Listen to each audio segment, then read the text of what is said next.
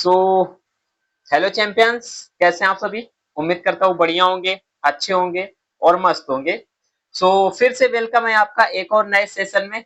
आज हम करेंगे 11 फिजिक्स के जो इम्पोर्टेंट क्वेश्चन बनते हैं, और ये आज हमारी पहली क्लास होने वाली है, तो जाहिर सी बात है कि आज हमारा फर्स्ट चैप्टर मतलब इसका बेसिक होगा, और उसके जो सारे ऑब्जेक्टिव क्वेश्चंस बनते हैं उनको हम वन बाय वन करके कवर करेंगे। तो लास्ट तक आपको वॉच करना है और सारे क्वेश्चनों का आंसर भी आपको कमेंट में जरूर बताना है। ओके, चलो बढ़ते हैं बिना किसी देरी के और स्टार्ट करते हैं। पहला जो क्वेश्चन है हमारा, उससे पहले बता दें कि ये हमारा फर्स्ट चैप्टर होने वाला है। कौन सा फर्स्ट चैप्टर? जो कि फिजिकल वर्ल्ड है, भौतिक जगत। उससे कुछ इंपॉर्टेंट जो हमारे क्वेश्चन बनते हैं उनको हम इसमें वन बाय वन करके कवर करेंगे। सारे क्वेश्चनों को आपको देखना है, वॉच करना है और उनको आंसर भी आपको देना है। ओके, चलो पहला क्वेश्चन देखते हैं। और पहला क्वेश्चन हमारा क्या बोल रहा है? भौतिक शास्त्र है, मतलब इसमें पूछ रहा है कि फिजिक्स है, फिजिक्स हमारा क्या है। ओके, तो भौतिक विषयों का अध्ययन करना, भौतिक वस्तुओं का अध्ययन करना, प्रकृति के विभिन्न घटनाओं क्रम का अध्ययक्रम, ओके, या अध्ययन बोल रहा है। और जो लास्ट ऑप्शन दे रखा है option number second and third, तो इसमें कौन सा सब्जेक्ट सॉरी कौन सा ऑप्शन इसमें करेक्ट होने वाला है, और आपको आंसर में बताना है। ओके, तो जैसा इसमें दिख रहा होगा कि उत्तर में अगर हम बात कर लें इसमें कि हमारा ऑप्शन नंबर एक तुम्हारा बोल रहा है भौतिक विषयों का अध्ययन करना, तो ये तुम्हारा बिल्कुल गलत है। भौतिक वस्तुओं का अध्ययन करना सही है, एकदम सही, करेक्ट 100%। और प्राकृतिक के विभिन्न घटनाओं का अध्ययन करना। ओके, तो यहाँ से दो ऑप्शन सही है, मतलब ऐसा जो मर्ज करके सभी में कंबाइन करके दे रखा है। तो यहाँ से अगर हम बात कर लें कि ऑप्शन नंबर जो हमारा कौन सा डी होने वाला है, ऑप्शन नंबर फोर्थ एकदम राइट हो जाएगा मेरे भाई। ओके, कौन सा? ऑप्शन नंबर डी हमारा एकदम राइट आंसर हो जाएगा। कि फिजिक्स हमारा क्या होता है कि हम अपने चारों तरफ वातावरण के जो घटनाएं चल रही हैं, भौतिक में वस्तुओं जो हमारी कोई भी चीजें हैं, उनको अगर हम सीन करते हैं या उनके बारे में पढ़ते हैं, तो ये हमारी सारी चीजें किसमें? फिजिक्स में आ जाती हैं। ओके, मतलब जो हम फिजिकली देखते हैं उनको हम क्या बोल सकते हैं? फिजिक्स बोल सकते हैं। तो आई थिंक ये क्वेश्चन आपको क्लियर हुआ। यहाँ से हमारा जो ऑप्शन नंबर हमारा कौन सा होने वाला है? ऑप्शन नंबर डी एकदम करेक्ट हो जाएगा। ओके, चलो अगला क्वेश्चन देखते हैं, और इसमें उत्तर भी लिखा हुआ है कौन सा। ऑप्शन नंबर यहाँ से हमारा दे रखा है कि ऑप्शन नंबर डी आपका एकदम करेक्ट है। चलो दूसरा देखते हैं, नोबेल पुरस्कार प्राप्त करने वाले प्रथम भारतीय वैज्ञानिक कौन थे। ओके, कौन सा नोबेल पुरस्कार किनको सबसे पहले मिला था? आपको बताना है नोबेल पुरस्कार भाई किसको मिला था सबसे पहले?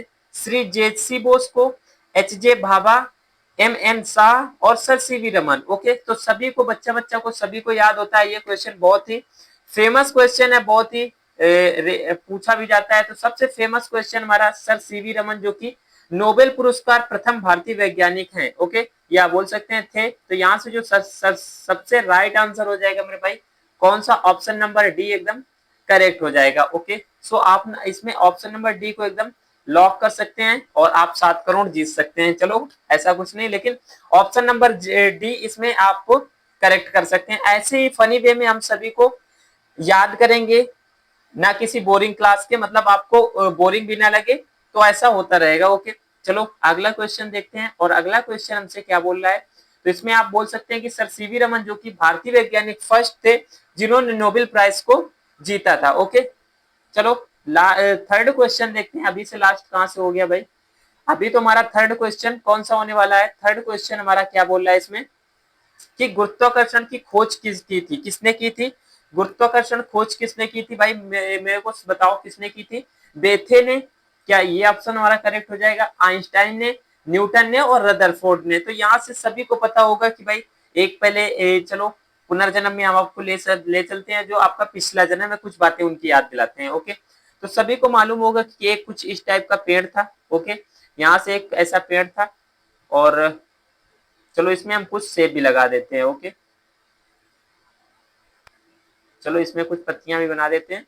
ऐसा कुछ एक पेड़ था और उसमें कुछ इस टाइप के वहां पे सेब भी लगे हुए थे। चलो इसी में हम लटका देते हैं छोटे छोटे करके।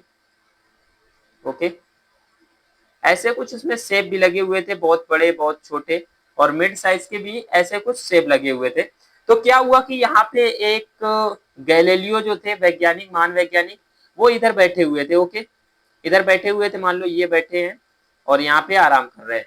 तो यहाँ पे वो बैठे हुए थे और इनके सर पे एक सेब गिरता है भाई। ओके, सेब गिरा, अब सेब ही कहते हैं सभी लोग, वैसे सेब ही गिरा था और कुछ से गिरा, अगर सेब वो खा लेते तो शायद ये नियम भी नहीं आता, लेकिन आया तो चलो अच्छी बात है। बाकी एक जो हमारा टॉपिक था वो बढ़वा दिया। ओके, तो सेब उनके सर पे गिरा और उन्होंने वहीं से न्यूटन की मतलब जो गुरुत्वाकर्षण नियम की खोज की, वहीं से बताया।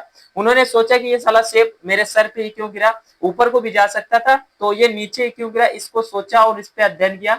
तब ये उन्होंने बताया कि ये जो है इसके कारण गिरा, इसके कारण गुरुत्वाकर्षण है जो कि गिरा। तो सभी को मालूम होगा कि हमारा जो राइट ऑप्शन सी हो जाएगा, एकदम सही हो जाएगा। ऑप्शन नंबर सी एकदम करेक्ट हो जाएगा कि ये हमारे कौन थे जो पेड़ के नीचे बैठे हुए थे। तो सभी को मालूम होगा ये हमारे कौन से थे, न्यूटन थे। ओके, कौन से थे, ये न्यूटन थे। और एक बात आपको और याद करनी है कि जो गुरुत्वाकर्षण नियतांक होता है कांस्टेंट 6.67, ऐसे वैल्यू जो होती है ओके, और पावर में कितना होता है आपको बताना है। तो ये वैल्यू होती है, तो ये किसने बताया था, तो कहाँ पे निकला, तो ये आपको याद रखना है कि कैवेंडिश ने अपने लैब में बताया था। ओके, कैवेंडिश ने अपने लैब में बताया था। इसकी खोज जो वैल्यू, राइट वैल्यू है इसकी पता की थी गुरुत्वाकर्षण नियतांक की। ओके, चलो अगला देखते हैं, अगला क्वेश्चन हमसे क्या बोल रहा है। तो यहाँ से आप टिक कर सकते हो कि ऑप्शन नंबर हमारा जो सी होने वाला है एकदम करेक्ट हो जाएगा। चलो, रेडियोधर्मिता की खोज किसके द्वारा की गई थी, तो यहाँ से आपको बताना है कि रेडियोधर्मिता की खोज किसके द्वारा की गई थी। तो सभी को पता होगा कि बेकुरल के द्वारा रेडियोधर्मिता की खोज की गई थी। ओके, चलो आगे बढ़ते हैं। प्रथम इलेक्ट्रॉनिक कंप्यूटर का आविष्कार किससे मतलब कब हुआ था, और बताना है आपको प्रथम कब हुआ था। वैसे देखो, प्रथम हमारा जो मोस्टली जब कैलकुलेशन के विषय में आया, जो जिसमें आईसी वाईसी सब यूज हुए थे, तब ये नहीं तो पहले, बहुत पहले से कंप्यूटर चल रहा था, जिसमें काफी बड़े बड़े इक्विपमेंट यूज होते थे, काफी टाइम भी लगता था।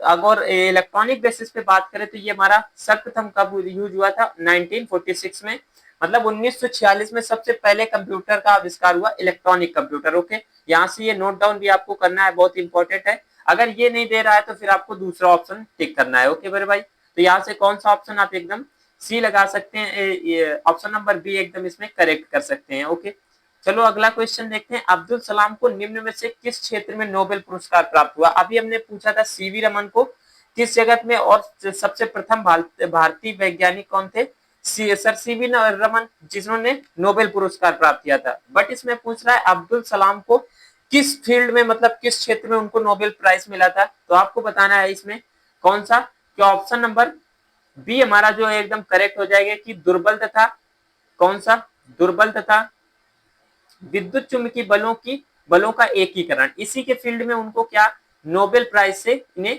नवाजा गया था, या नोबेल प्राइज इनको दिया गया था। तो यहाँ से आप कौन सा ऑप्शन नंबर जो हमारा बी है एकदम करेक्ट ऑप्शन लगा सकते हैं। ओके मेरे भाई, ओके, चलो अगला क्वेश्चन वाच करते हैं, अगला क्वेश्चन रीड करते हैं। और अगला क्वेश्चन हमारा टेलीविजन का आविष्कार किसने किया था। टेलीविजन का आविष्कार पहले तो ऑप्शन दे रखा है, राइट ब्रदर्स ने, मूलर ने, बेयर्ड ने और गोडार्ड ने। ओके, तो यहाँ से जो सभी को पता होगा कि बेयर्ड जो थे उन्होंने टेलीविजन का आविष्कार किया था। यहाँ पे भी दे रखा है बेयर्ड ने टेलीविजन का आविष्कार किया था। ओके, चलो अगला क्वेश्चन देते हैं। डी ब्रोगलीज जो तरंग दैर्ध्य होती है वो किससे संबंधित है, कहाँ से संबंधित है, तो ये आपको बताना है। ये हमारी कहाँ से संबंधित है, फ्रांस से। ओके, कहाँ से संबंधित है, तो आप टिक कर सकते हैं फ्रांस से। ओके, चलो अगला क्वेश्चन देते हैं। अगला क्वेश्चन नंबर 9 हमारा होने वाला है, इसी को देखते हैं कि परमाणु में के नाभिक की खोज की थी। परमाणु के नाभिक की खोज किसने की थी, ये आपको बताना है। ओके, परमाणु के नाभिक की खोज किसने की थी, तो देखो आप यहाँ से टिक कर सकते हो कि न्यूटन। ओके, न्यूटन तो नहीं हो सकते क्योंकि इन्होंने क्या बताया था गुरुत्वाकर्षण के बारे में, जब अभी आपने आपके सेब के बारे में पढ़ा तो न्यूटन ने किसके बारे में बताया था, गुरुत्वाकर्षण बारे में बताया था, जी के बारे में। और इसकी वैल्यू भी कितनी होती है आपको याद रखना है, कितनी होती है, तो आपको याद रखना है 9.8 मीटर पर सेकेंड स्क्वायर मेरे भाई। ओके, मीटर पर सेकेंड स्क्वायर, ये हमारी गुरुत्वाकर्षण की राइट वैल्यू होती है। तो ये किसने बताई थी, न्यूटन ने। तो न्यूटन तो इसमें बिल्कुल नहीं होंगे, तो थॉमसन ने, जे थॉमसन, ये भी नहीं होते। ओके, और रदरफोर्ड और मैक्सवेल बचते हैं। तो यहाँ से अगर जो आप राइट आंसर लगा सकते हैं तो मेरे भाई कौन सा, रदरफोर्ड एकदम राइट आंसर है। इन्होंने ही बताया था परमाणु में नाभिक की खोज की थी। अच्छा बताओ, नाभिक की जो रेंज होती है कितनी होती है, 10⁻⁻15, और इसमें क्या यूनिट होता है, फर्मी। ओके, 10⁻⁻15 फर्मी होती है। और सबसे ये अभी हम एक क्वेश्चन और कवर करेंगे इसमें कि सबसे मजबूत बल कौन सा होता है, या उसमें क्वेश्चन है हमारा सबसे कमजोर बल।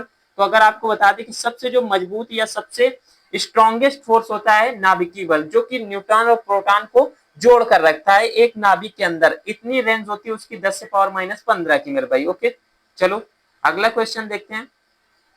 तो यहां से आप इसमें लगा सकते हैं कौन सा, रदरफोर्ड को एकदम टिक कर सकते हैं राइट के लिए। ओके, द्रव्यमान ऊर्जा की तुल्यता किस वैज्ञानिक ने स्थापित की। ओके, तो यहां से आप इसमें आंसर टिक कर सकते हैं कि आइंस्टीन जो द्रव्यमान E बराबर mc स्क्वायर होता है, कौन सा, E बराबर में mc स्क्वायर होता है, यही हमारा द्रव्यमान समीकरण है। तो आप इसी को याद कर सकते हो कि आइंस्टीन ने इसका खोज करता है, इन्होंने इसका पता लगाया था। ओके मेरे भाई, चलो अब फिर यह क्वेश्चन नंबर हम देखते हैं 11। 11 नंबर का क्वेश्चन हमसे क्या बोल रहा है कि प्रकृति में पाया जाने वाला सबसे अधिक निर्बल बल कौन सा है। अभी हमने पढ़ा था कि सबसे जो स्ट्रॉन्गेस्ट फोर्स कौन सा होता है, तो अभी आपने सभी को बताया कि जो हमारा नाभिकीय बल होता है सबसे स्ट्रॉन्गेस्ट फोर्स होता है। बट इसमें पूछ रहा है सबसे वीकेस्ट कमजोर बल कौन सा है।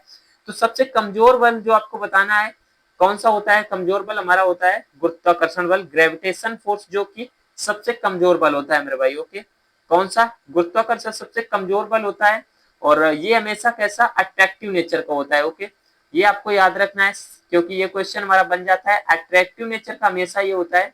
ओके, अट्रैक्टिव नेचर का होता है। विद्युत चुंबकीय बल ये नहीं होता है।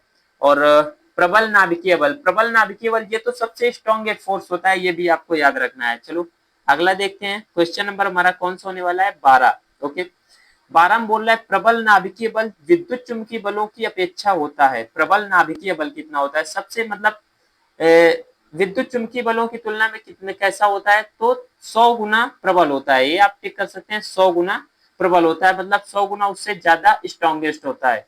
चलो तो आज के लिए इतना ही। और अभी आपको बताया भौतिकी क्या है। तो जैसा सभी ने समझा कि इनका ये दे रखा है भौतिकी, भौतिक विज्ञान की वह शाखा जिसके अंतर्गत हम प्राकृतिक घटनाओं का अध्ययन करते हैं। ये हमने समझा था। अपने चारों तरफ वातावरण में जो भी फिजिकल चीजें हो रही हैं या फिजिकली वर्क होता है, सारी चीजें फिजिक्स पे ही बेस्ड हैं। ओके, तो आज की क्लास आपको ये कैसी लगी, छोटा सा सेशन होता है हमारा, और सभी को अटेंड करना है, सभी को कमेंट करके भी बताना है कि हमारा सेशन कैसा लगा। अगर सेशन आपको अच्छा लगा तो इस पे एक आपको शेयर कर देना, और अच्छा लगा होगा तो लाइक भी आप कर ही दोगे। ओके, चलो फिर बढ़ते हैं और मिलते हैं अगली क्लास में, अगले वीडियो में, ऐसे ही और एक धमाकेदार अच्छे सेशन के साथ में। ओके, सो तब तक के लिए ख्याल रखने अपना। Best of luck.